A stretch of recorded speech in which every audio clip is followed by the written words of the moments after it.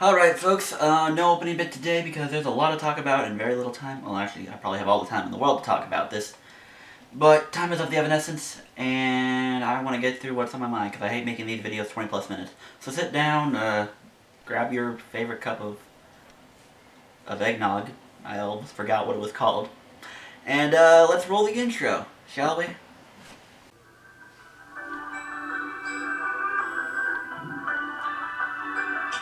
And hello everybody and welcome to week 15 of the 2020 NFL season and my prediction picks. I am your host Cody P, known as the Blind Canadian K here on the internet. I say meow, I roll intros just like that of the past. And a good shout out to all my friends and those who support me throughout all this. Talking from the Skype rap battle community days of old, the NFL YouTube prognosticators, and the lovely people of the Our Lady of Perpetual Mending Discord server, who are fans of Legend of Korra and Avatar The Last Airbender, some of my favorite shows growing up. And I guess of the Rise of Kyoshi as well. Wonder if we ever need a series for Roku. Does he deserve one? I don't know.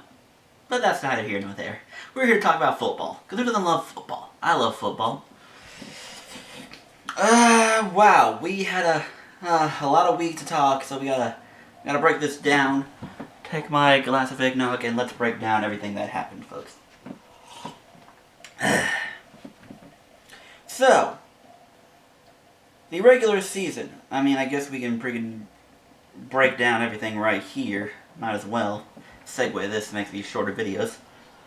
Overall, average week, maybe a little better than average if we're talking technically.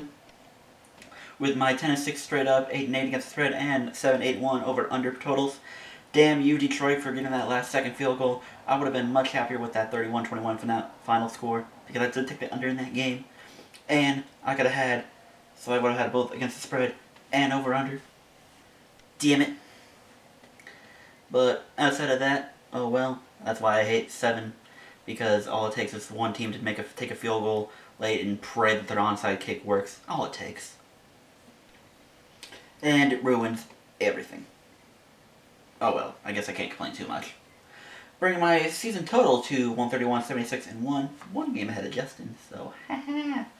101, 103, and 4 against the spread, and 99, 102, and 7. I love the fact that those are that close. I can live with both of those two being under, a little bit under 50%. If I can stay above 45 or whatever, I mean, if I can somehow finesse my way in these 3 final weeks to get those to be over 50%, I'm a happy camper. Chug my eggnog in peace.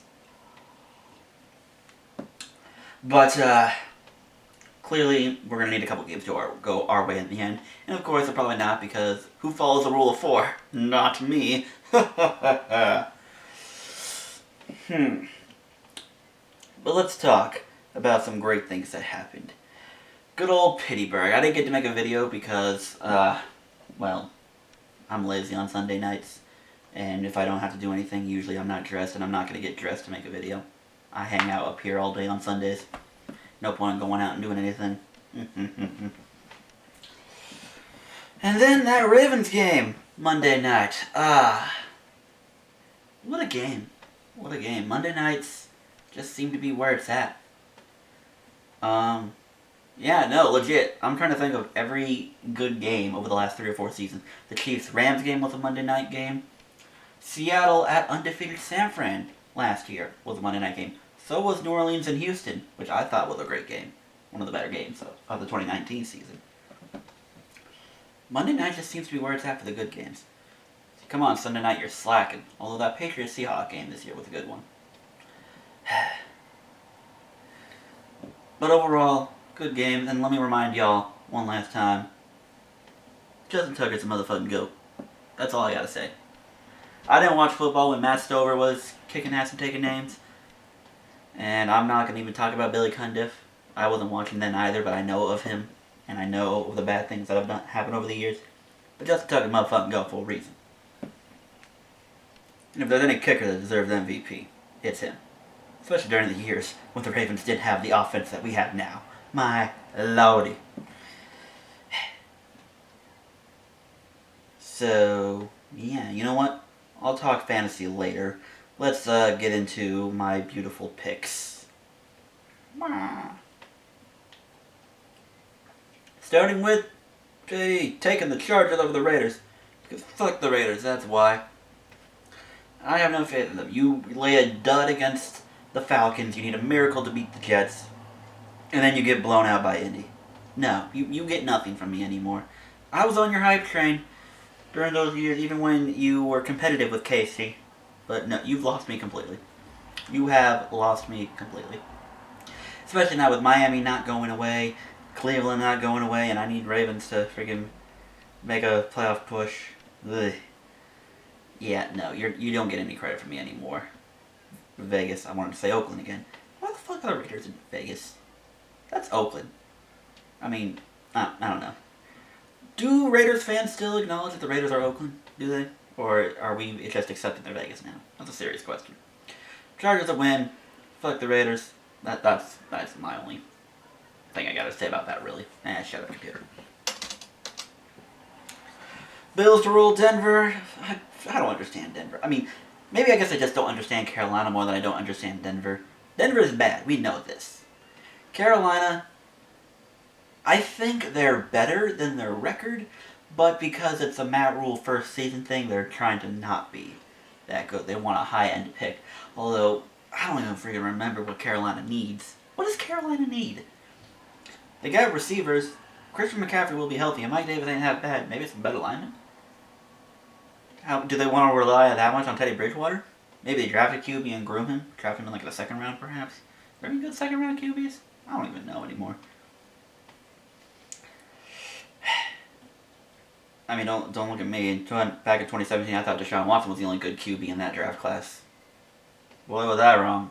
Boy, was I wrong. So, yeah. I don't know. I'll talk about Carolina later. I guess, no, man, fuck me. I guess I'm talking about them the next game. Green Bay to win, but Carolina, like I said, all year has been keeping games close. Under one possession and a fucking 9. Fuck you. I'm not giving Green Bay -9. They only beat Detroit by 7. I think Carolina's better than Detroit. Whatever. Minnesota Chicago. That's going to be a good game. That's going to determine who's the only other team that really is going to compete for the 7th seed with Arizona. Winner of that game hopes Arizona crumbles, which at this point I'm not going to rule out. But if you lose this game, then you should just try to go for a higher seed, even though at, what is it? They're both 6 and 7, 5 and 7. I don't know. You tell me. But I'm going Minnesota. I don't trust Chicago. Minnesota, they are not bad. They just have a kicker who decided to miss all his kicks. I wonder what happens if you have a good kicker.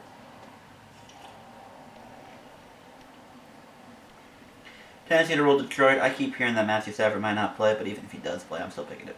Tennessee to roll him. I wanted to pick Houston. I did. I wanted to pick Houston to win this game because I felt they played way too close with Indy.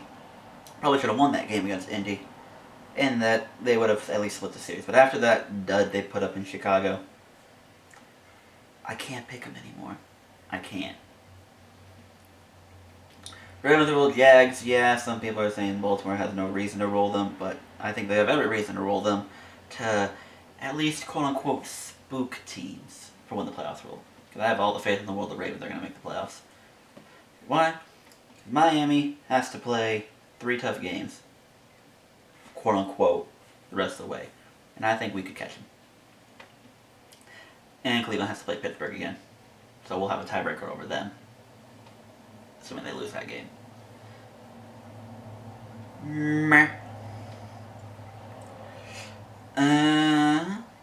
Miami over New England. I was skeptical at first, but again, I know that there can be 1 week duds in the NFL, like you just out of nowhere choose not to show up for a game. That's whatever. I can believe that, and I can move on with my life.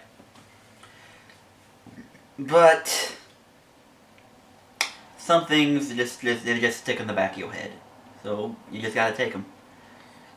You gotta take them, and you gotta roll with them.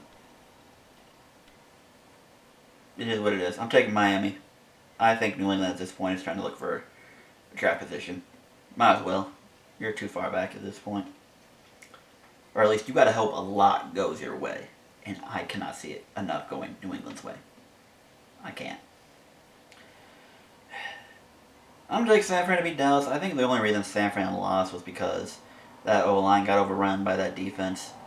And Dallas does not have the defense that Washington has.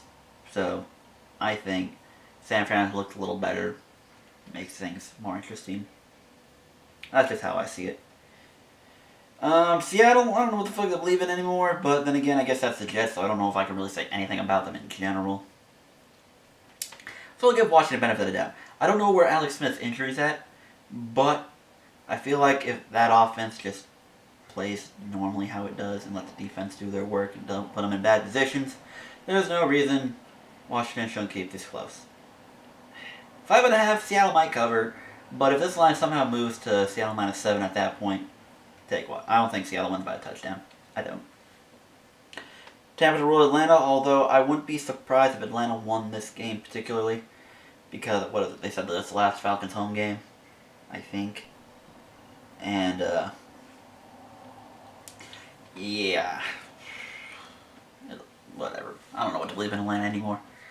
Atlanta had plenty of opportunities to win several games, and they have failed in all of them. So I don't trust Atlanta. I don't know. Rams to rule the Jets. I hate that number. I hate when it's over 14. I really do.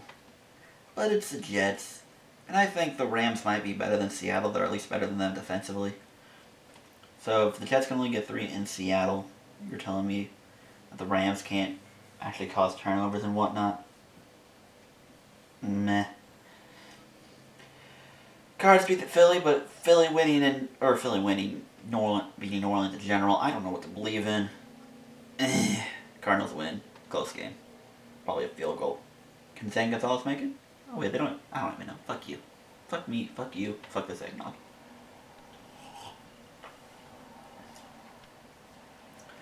New Orleans will win. If Drew Brees is playing, if Taysom Hill is playing, there is no way they will beat Kansas City.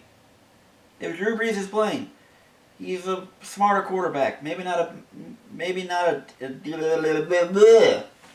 but he's a smart quarterback. And decisive. So, he should be fine. In case he needs to lose at least one more game. There's no way they're going 15-1. 15-1 teams don't do well. Ask Carolina. Cleveland to roll the Giants. Fuck you for trying to convince me the Giants are a good team. They got a good defense. I don't trust Daniel Jones. Baker Mayfield. I don't know. I'm going to say he's better than Daniel Jones. So, eat shit. I'm taking Cleveland -5. And Pittsburgh to roll Cincy. I know they've lost the last 2, and I want to laugh at them and insult them and say yada yada yada. But Cincy's not a good team. Cincy is not a good team. And there is no reason Pittsburgh should not roll this team, especially with their last 2 performances. There is no reason Pittsburgh should not roll this team. I don't care what you say. Meow. I'm going to chug this eggnog angrily for my predictions. Oh, I'm picking 2 dogs to win. Because Rule of 4 confuses me and I don't trust it. Taking over at Fantasy. Shit. That's all I can say, really. I get blown out in the Progs' first playoff game, so I'm out, and I get no money. So, darn. And I can't convince Jeremy to pay my transaction fees either. Darn. And then the other way, I won. But you know who else won? Both Micah and Nathan. So, fuck me, my 6-8 record. I'm out of the playoffs. Because there's too many 7-7s. And it breaks my heart. So now I'm the consolation. And this is also an interesting thing I learned. In the LOA, this is our second year where all 8 players returned. Everyone who made the playoffs last year didn't make it this year, and vice versa. So now we're going to have a new winner. We're going to have, what, I think 2 whole new people in the championship altogether?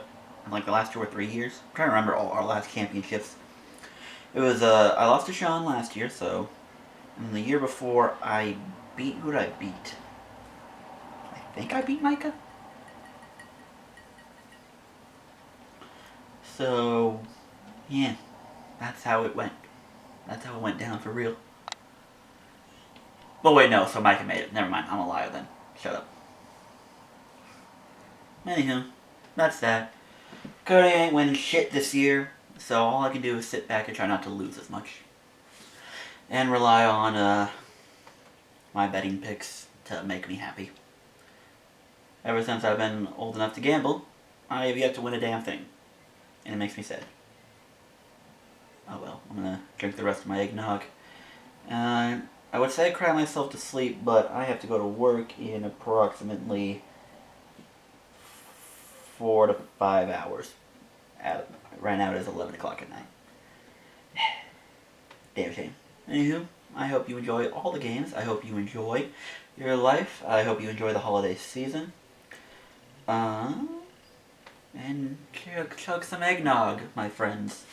Chug some eggnog. I mean, don't chug it. If you can chug it, that's impressive, but don't chug it. Thank you all for tuning in. I am the Blind Canadian Cat. Feel free to call me Cody Feel free to call me Cody Cat. And gobble, gobble, gobble. Man, someone spiked my eggnog. Anywho, thank you all for joining. And I will catch you all in the next video. Which, as far as I'm concerned, will still be another prediction video. But it'll be before Christmas. And happy birthday, Father.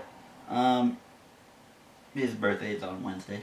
This video is probably going to be... No, this video will be out on Thursday, but his birthday was Wednesday, so... Happy birthday, Pops. And to the rest of y'all, a good night.